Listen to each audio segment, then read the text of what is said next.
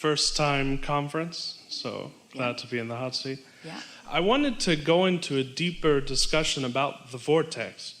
And my understanding of it is that when I have a specific desire, it goes into this sort of soup and it mixes with other specific desires. And so what comes out of that, the totality of the vortex is more than its parts. So what comes out of that could be something that I don't expect, yet it's the complete gestalt of all of my desires. Is that a correct understanding? There are parts of it that are absolutely accurate. There are a couple of things that we want to add a little clarification about. When you said a specific desire that I'm putting into the vortex, your vortex is made up mostly of unspecific desires. Yes. They become specific as they gather momentum. The vortex contains a powerful basis, or you might say essence, of every specific desire that you consciously are aware of. But it's not because you specified and put it there. It's because you generalized and it became specific and then you received it. Right, so it's... Wait, don't say right so easily. Make sure you got that. That was Certainly. big. That was big. That was really big. Repeat it back to us. What you're saying is that you cause a desire to go in, but it's in its essence. It's not necessarily the specific desire, it's the essence of that desire that you're looking for. It's the why you want it that you've been Exactly. putting in all of your life experience. But you've also then been living life and acknowledging other things that you prefer. And all of your preferences are considered, and law of attraction is bringing them to very specific probabilities that will thrill you when you allow them. But your attention to the specifics, which you don't understand, often prevents you from getting them. Exactly. That was big. It was very big. And most of you didn't like it very much. And so we want to clarify just a little bit. We've been saying for a while that everything that everyone wants, they want it because they believe in the having of it, they will feel better. So, for example, if you're rude to someone, it feels awful. And in the being rude, you create a focal point of being the loving being that you really are. And in fact, the more rude you are, the more love you crave or ask for. When you're confused, you want clarity. When you're unsure, you want stability. When you are lost, you want to be found. When you don't have enough money, you want more money. All of these things that happen all day long are causing you to create this vibrational, you called it a soup, we like that, of desire, of intentions. And law of attraction is gathering all of those cooperative components together. Now, something else, we've never said this to anyone before. Something else that is happening when life causes you to know what you don't want, which causes you to ask for what you do want. Your inner being, who is pure positive energy, who is infinite intelligence, who knows everything about the becoming of you, not the having become of you, the becoming of you, can vibrationally fast forward to a very clear picture of the fulfillment of everything that you're asking for. Can you imagine that in a petri dish or an environment of no resistance, how fast your desires can become a reality? The things that you are asking for are shaping up to be magnificent things that you can't see yet because you haven't achieved the vibrational acuity to receive the picture that your inner being has about it. But as you get on the beat of it, as you get on the frequency of it, then you get to begin to watch what you created coming into being right before your eyes. What's unknown to you is known by your inner being. Now, let's go back to what we said several times today already. When you are experiencing the absence of something you want, the presence of what you want takes form.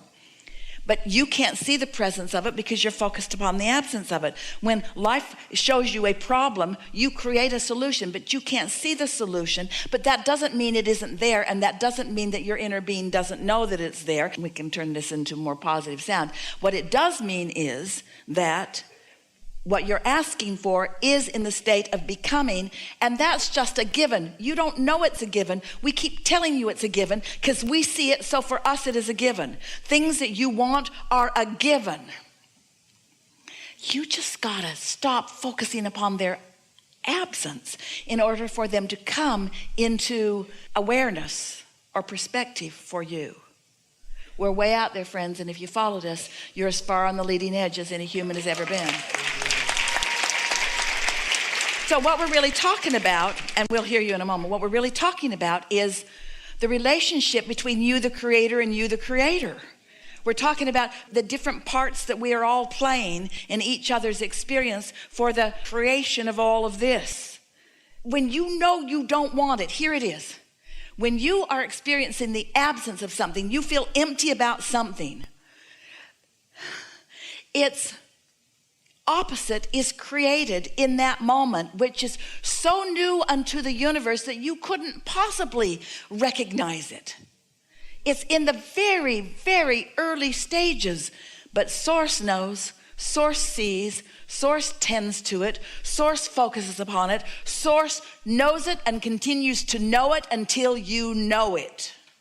And when you know it, then it manifests and everyone gets to know it. So the arguments in your government and the arguments around the world and the wars and the hatred, can you imagine the solutions that that is creating? Can you imagine what Source knows? And when you watch the television, which one of those are you part of? Are you adding more? What are you goosing up? Are you goosing up more of the problem? Well, no problem to goose up the problem, because you can't goose up the problem without goosing up the solution. But how long do you intend to reside in this physical body, void of the solution that you have created? When you get it, that with all of this that you don't want, you're creating something that you do want. And you don't have to wait for the others to come around to understanding it. You can go right there now. You can find the solutions, you can find the peace, you can find the love, you can find the knowing, you can find the clarity, you can find the stability, you can find the fun. You can find it right here, right now, you see. So now. You offered some very good words earlier. You said, feel it into place. Oh, it's fun to talk to you. We want to clarify that it's already come into place. You feel it into your recognition of it. You feel it into your ability to perceive it. You feel it into your realization of something that already exists. We've taken faith to a whole new level, haven't we? Indeed. Very good. Yeah. The components are already there. Yeah. It's only that you have to realize it in your field of. And who put them there? You put some of them there before you came into this body. You put a whole lot of them there ever since. But what you didn't realize is that while you were stirring it up and knowing that you didn't like that job because there was not enough freedom and there was too much pressure, that at the same time you were creating something magnificent that you had equal access to. If you could just release your attention to the problem and begin focusing on the solution. A solution that the Source within you has already well identified and is holding in perfect visual format for you to pick up on. A great economist, Ludwig von Mises, said that the only creation is done in human thought. What we do in the physical is produce. We create in human thought. So creativity. What words would I would just want some general words on creativity as it relates to feeling it into place. We would add to what your brilliant friend says.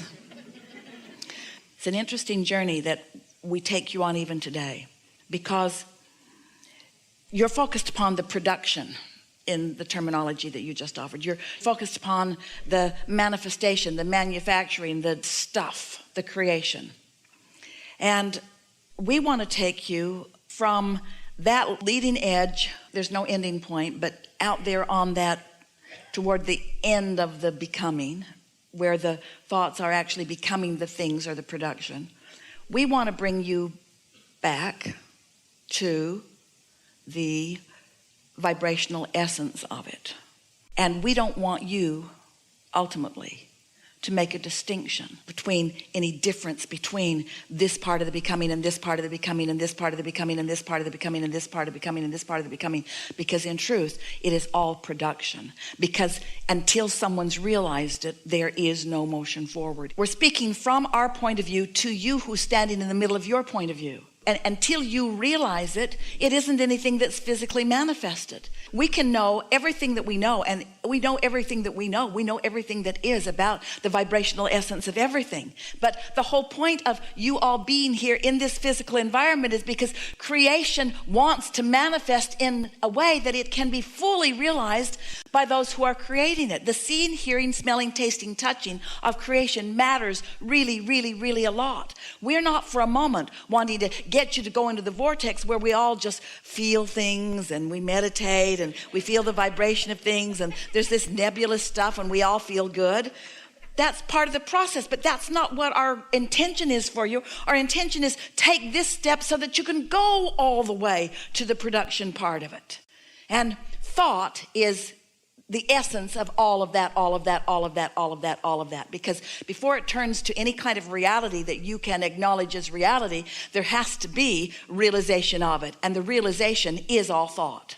So whether you call it thought or whether you call it production, it's all parts of the same exact thing. So here we come into your life experiences and we pick up with you after you've been long in these physical bodies, and you have such a bent that isn't serving you toward looking at conditions and manifestations. And so we spend quite a bit of time with lots and lots of you to get you to start stepping back from the see it, hear it, smell it, taste it, touch and version of your life, which is so important, and get you to begin thinking about the vibrational version of it, only so that we can take you back to the see it, hear it, smell it, taste it, touch it version of it. It all goes together, you see. But not understanding this part of it takes all of the joy out of this part of it. And if your attention is only upon this part of it, then you never get your hands really in the clay. Then you're not really a participant. Then you're just a regurgitator. Then you're just watching what other people do. Oh, it is so much fun when you stand where you stand and you explore what's there and you let a problem build within you and you understand that a solution is building too, and then you choose which one you focus upon. Okay, the problem's gotten big enough that the solution is really rewarding. I think I'll make the switch. But it's hard to make the switch because there's so much momentum in the problem. You can't make the switch. You got to do something, and a lobotomy is not the answer. Meditation is the answer. Meditation will help you to make the switch from the problem that produced the solution to the solution that you seek. But the solution is still going to be a long time in the becoming. Delicious, delicious, delicious, delicious, delicious in becoming. Why? Because the goal was never to create the manifestation. The goal was always to have the experience of creating the manifestation. It's not about what you create. It's about the feeling of creation. You are the creator. You are also the creation. You are the project. You are what it is all about. You, the thinker, getting to think. You, the realizer, getting to realize. We are all consciousness. We are consciousness. And you have the wonderful fortune of being in a physical body, in a physical time and space that helps you to focus. It helps you focus problems into being, which helps you focus solutions into being, which assures us all of future experience. Your focus is what keeps the eternalness in eternity. Your willingness to explore and ask for more is what calls it all forward. That's why we're all so enthusiastically contributing and interacting with you about everything that matters to you.